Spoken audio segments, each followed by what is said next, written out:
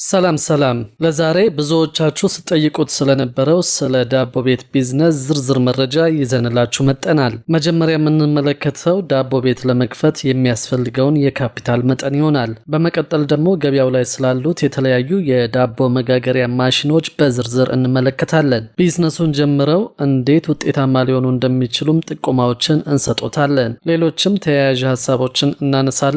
እስከ መጨረሻው አብራችሁን ቆዩ። እንደሚታወቀው ያለ ምግብ መኖር አይቻልም። በየዕለቱም ከሚያስፈልጉ ነገሮች አንደኛው መሰረታዊ ነገሮች ማለት ነው አንደኛው ምግብ ነው። ለዚህም ነው ብዙዎች በየዕለቱ ከሚያስፈልገን ነገር ጋር በተለይም እንደ ምግብ ካሉ ነገሮች ጋር ቢዝነስ መጀመር አዋጭ ነው የሚሉት። ከነዚህ መካከል ደግሞ ብዙዎች እየሰሩ ያሉትና አሁንም ትርፋማ የሆነው ቢዝነስ የዳቦ መጋገሪያ መክፈት ነው። ለመሆኑ ዳቦ ቤት መክፈት ትርፋማ ያደርጋል? በትክክል ከሰሩ፣ ተገቢውን ባለሙያ ካማከሩ፣ ትክክለኛውን አካሄድ ከመረጡ በትክክልም ትርፋማ የሚሆኑበት ቢዝነስ ነው። ይህ ቢዝነስ ሁሌም ደንበኞች ያሉት ትርፋማ የሆነ የቢዝነስ ዘርፍ እንደሆነም በተደጋጋሚ ጊዜ ይነገራል። ቢዝነሱ ትርፋማ በመሆኑ ነው በአሁኑ ጊዜ በተለይም በተለያዩ አካባቢዎች የዳቦ ቤቶች በስፋት እየተከፈቱ የሚገኙት። ትርፉ በተለያዩ ጉዳዮች ላይ ሊወሰን ይችላል። የመጀመሪያው በዳቦ ጥራት፣ ሱቁ ወይም ደግሞ የዳቦ መጋገሪያው ባለበት አካባቢና በተለያዩ ጉዳዮች የሚያተርፉት የትርፍ መጠን ሊለያይ ይችላል። ከዛ ውጭ ግን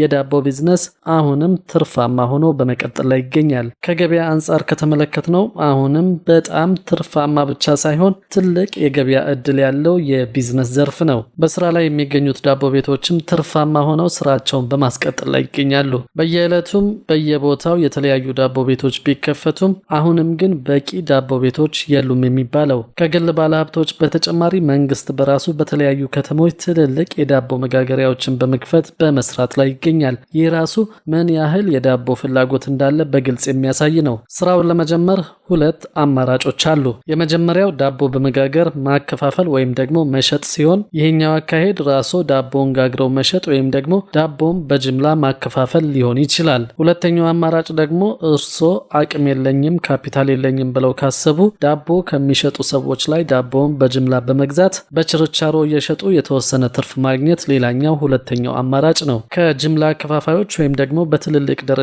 ዳቦ ከሚያመርቱ አምራቾች ዳቦውን ገዝተው በአነስተኛ ትርፍ መሸጥ ማለት ነው። ይሄኛውን አማራጭ የሚከተሉ ከሆነ በተለያዩ ቦታዎች ላይ ትልልቅ የዳቦ አምራቾች በዚህ መልኩ መስራት ስለሚፈልጉ እነሱን አናግሮ ዳቦ አከፋፋይ ሆኖ መስራት የሚቻልበት አማራጭ አለ። ስለዚህ እንግዲህ ወይ ዳቦውን ጋግረው ማከፋፈል ካልሆነም ደግሞ ከዳቦ አምራቾች ዳቦ እየገዙ በመሸጥ ወደ ቢዝነሱ መግባት ይችላሉ ማለት ነው። ስራውን ከመጀመሩ በፊት አነስተኛ ጥናት ማድረግ ሁሌም ተገቢ ነው። በተለይም ደግሞ የዳቦ ቤቶች በብዛት በሌሉበትና የዳቦ እጥረት በሚስተዋልበት አካባቢ ላይ ስራውን ቢጀምሩ የተሻለ ትርፋማ እንደሚሆኑ እርግጠኛ ነን። ቀጣዩ ደግሞ ቅድም እንዳለው እንግዲህ ሁለት አማራጮች አሉ። ዳቦ መጋገርና መሸጥ ወይም ደግሞ ዳቦ ከሌሎች እየገዙ ማከፋፈል ነው። እዚህኛው ላይ የተሻለ ለእርሶ የሚመቸውን ካሉት ካፒታል ጋር የሚሄደውን መርጠው ወደ ስራው መግባት ሁለተኛው ስቴፕ ነው። ዳቦ አልጋግርም ገዝቼ መሸጥ እፈልጋለሁ ካሉ የተለያዩ ዳቦ ቤቶች ስላሉ እነሱን አናግረው ወደ ስራው መግባት ይችላሉ።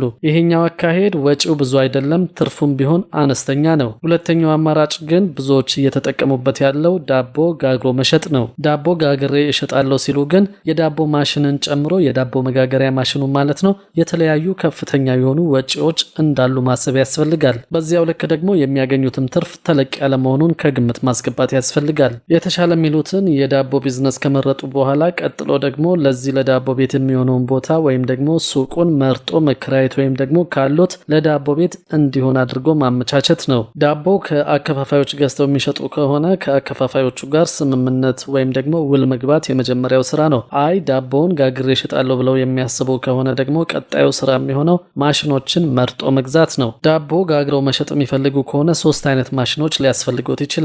የመጀመሪያው የሊጥ ማብኪያ ማሽን ነው። ሁለተኛው ደግሞ ሊጡን ኩፍ ማድረጊያ ማኮፈሻ ማሽን ነው። ሶስተኛውና ዋናው ማሽን ደግሞ የዳቦ መጋገሪያው ማሽን ነው። እነዚህ ማሽኖች ከውጭ ከተለያዩ ሀገራት እያስመጡ ሀገር ውስጥ የሚሸጡ የተለያዩ ድርጅቶች አሉ። ዋጋቸው እንደ ማሽኖቹ አይነት፣ እንደተሰሩበት ሀገር፣ እንደሚጋግሩት የዳቦ መጠን የተለያየ ዋጋ አላቸው። እነዚህም ማሽኖች እቃዎችን ወይም ደግሞ ማሽኖችን ከውጭ አስመጥተው በሚሸጡ የተለያዩ ድርጅቶች ውስጥ ሊያገኟቸው ይችላሉ። ዋጋቸውን ካየነው አነስተኛ የሚባለው የውጭ ማሽን ማለት ነው ከ350 ሺህ ብር ጀምሮ በመሸጥ ላይ ይገኛል። ይህ ዋጋ እንግዲህ ባለው የዶላር ምንዛሪ ለውጥ ምክንያት በየጊዜው ሊለዋወጥ እንደሚችል ከግምት ማስገባት ተገቢ ነው። ለምሳሌ መካከለኛ የሚባል የሊጥ ማብኪያ የማኮፈሻና የመጋገሪያ ማሽን ከ410 ሺህ ብር ጀምሮ ሶስቱንም ማሽኖች በአንድ ላይ የያዘ ማለት ነው መግዛት የሚችሉበት እድልም አለ።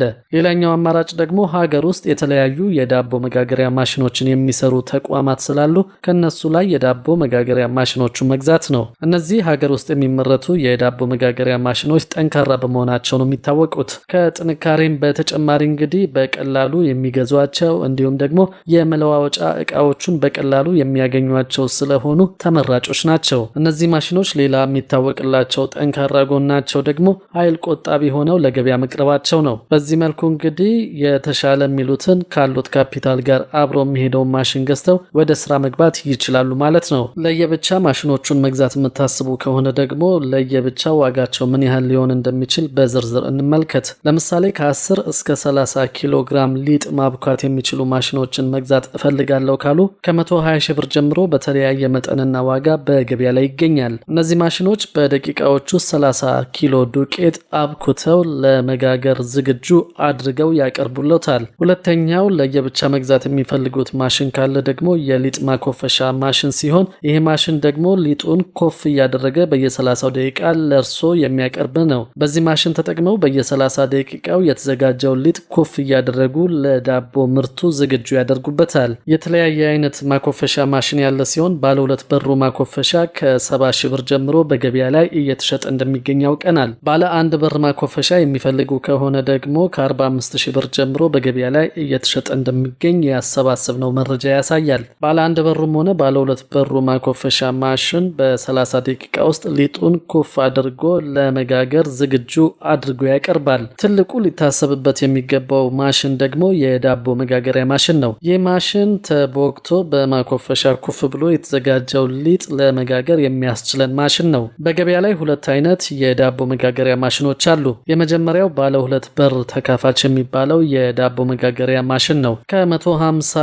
ዳቦ ጀምሮ መጋገር የሚያስችል ባለ 2 በር መጋገሪያ ማሽን በገበያ ላይ እየተሸጠ ይገኛል። የዚህ ማሽን ዋጋ ከ200 ሺህ ብር ጀምሮ እየተሸጠ እንደሆነ ነው ተዘዋውረን ለማወቅ የቻለው። ይሄ ማሽን በየ5 ደቂቃው 150 ዳቦ እየጋገረ ለገበያ ማቅረብ የሚያስችል ምርጥ ማሽን ነው። ሌላኛው ደግሞ ባለ 1 በር ወይም ደግሞ ባለ 1 ተካፋች የዳቦ መጋገሪያ ማሽን ነው። ይሄኛው 75 ዳቦ ለመጋገር የሚያስችል ማሽን ነው። የዚህኛው የዳቦ መጋገሪያ ማሽን ዋጋ ደግሞ 190 ሺህ ብር አካባቢ እንደሆነ ነው ተዘዋውረን ባደረግነው ቅኝት ለማወቅ የቻለው። እነዚህ ማሽኖች እንግዲህ ገበያ ላይ የሚገኙ ሲሆን እርስዎ ባሎት ካፒታል መጠን ከፈለጉ አንዱን ካልሆነ ሶስቱንም ካልሆነ ደግሞ 2ቱን ገዝተው በሚቻሎት ባሎት ቦታ ባሎት ካፒታል መጠንና በሚኖሩት የስራ መጠን ልክ የፈለጉትን ማሽን ገዝተው ወደ ስራ መግባት ይችላሉ ማለት ነው። እነዚህ ማሽኖች በመጠን የተለያዩ ቢሆኑም ሶስቱንም ማሽኖች አንድ ላይ መግዛት የሚፈልግ ሰው ካለ ግን ከ300 ሺህ ብር ጀምሮ በገበያ ላይ እየተሸጡ ይገኛሉ። ከኤሌክትሪክ አጠቃቀም ጋር በተያያዘ ሀገር ውስጥ የሚመረቱት የዳቦ መጋገሪያዎች መደበኛውን የኤሌክትሪክ መስመር ወይም በየቤታችን ያለውን የኤሌክትሪክ መስመር የሚጠቀሙ የዳቦ መጋገሪያዎች ናቸው። ሲንግል ፌዝ ወይም ደግሞ በመደበኛው ቆጣሪ ብቻ ዳቦ መጋገር የሚያስችሉ ማሽኖች ሆነው ነው ለገበያ የቀረቡት ማለት ነው። በዚህ ምክንያትም እንግዲህ የተለየ ቆጣሪ ማስገባት ወይም ደግሞ የተለየ ዝርጋታ ማከናወን አያስፈልጎትም ማለት ነው። አንዳንዶቹ ሀገር ውስጥ የሚመረቱ የዳቦ መጋገሪያ ማሽኖች መብራት በሌለባቸው አካባቢዎች በሶላር ዳቦ እንዲጋግሩ ጭምር ተደርገው ለገበያ መቅረባቸውን ያወቅ ነው። ካልሆነም ደግሞ በጀነሬተር መጠቀም ይችላሉ። በዚህ ስራ ላይ አሁን አስቸጋሪ የሆነ የመጣው ጉዳይ ምንድነው? የዱቄት እጥረት ሊከሰት ይችላል። ስለዚህ ወደ ስራው ከመግባቱ በፊት ከዱቄት ፋብሪካዎች ወይም ደግሞ ከዱቄት አከፋፋዮች ጋር ውል ፈርመው ወደ ስራ ቢገቡ አስተማማኝ የሆነ የዱቄት አቅርቦት ያገኛሉ ማለት ነው። በዚህ ስራ ላይ አንድ አስቸጋሪው ነገር በተለይም ደግሞ የተለያዩ ዳቦ ቤቶችን ተዘዋዙረን በጠየቅንበት ጊዜ አስቸጋሪ የሚባለው ጉዳይ ምንድነው? ስራው በሌሊት የሚሰራ መሆኑና ከፍተኛ ቁጥጥር የሚፈልግ የስራ አይነት በመሆኑ የእርሶን ቁጥጥርና በአካባቢው መኖርን የሚጠይቅ የስራ አይነት መሆኑ ትንሽ ከባድ እንደሚያደርገው ባለሙያዎች ነግረውናል። እርስዎ ወይም ደግሞ የሚያምኑት ሰው በአካባቢው ከሌለ የዳቦን መጠን ማሳነስ፣ ባልተፈለገ መልኩ ዳቦን የመጋገር፣ ባለሙያዎች ጥራት ያለው ዳቦ ያለማቅረብ አይነት ነገር ሊያጋጥም ስለሚችል ከፍተኛ የሆነ ቁጥጥር የሚፈልግ የስራ አይነት ነው። ሌላኛው ዋነኛው ጉዳይ ደግሞ አዲስ ወደ ዘርፉ የሚሰማሩ ሰዎች ስራውን ሳያውቁ ባይጀምሩ ይመከራል። ወደ ዘርፉ የሚገቡ ሰዎች ቢማሩ ስለ ዳቦ አገጋገር ወይም ደግሞ ዳቦ እንዴት እንደሚመረት ቢያውቁ የተሻለ ነው። ካልሆነም ደግሞ ለተወሰነ ጊዜ ዳቦ ቤቶች ሄደው ዳቦ እንዴት እንደሚመረት ቢመለከቱና ልምድ ቢወስዱ የተሻለ እንደሆነ ብዙዎች የሚስማሙበት ጉዳይ ነው። በመቀጠል እንደ ዳቦ ባለሙያ በትንሽ ካፒታል ተነስቶ ትልቅ ደረጃ መድረስ የሚቻልበት ሙያ ስለሆነ በትዕግስት መስራትን የሚጠይቅ ቢዝነስ ነው። በየጊዜውም ስራውን በማስፋት የተለያዩ የዳቦ ሱቆችን በመክፈት ዳቦዎችን በተለያዩ አካባቢዎች በማከፋፈል ስራውን ማስፋፋት ይቻላል። ከዳቦ በተጨማሪ ኬክ፣ ቦምቦሊኖ፣ ኩኪስ፣ ድፎ ዳቦ፣ እንጀራ፣ የተለያዩ ከዳቦ ጋር የተያያዙ ነገሮችን አብሮ ጎን ለጎን በመስራትም ውጤታማ መሆን ይቻላል። ለዛሬ ከዳቦ ጋር በተያያዘ ያቀረብንላችሁ የቢዝነስ ሐሳብ ይህንን ይመስላል። ሐሳብና አስተያየት ካሎት በሐሳብ መስጫው ላይ ጻፉልን።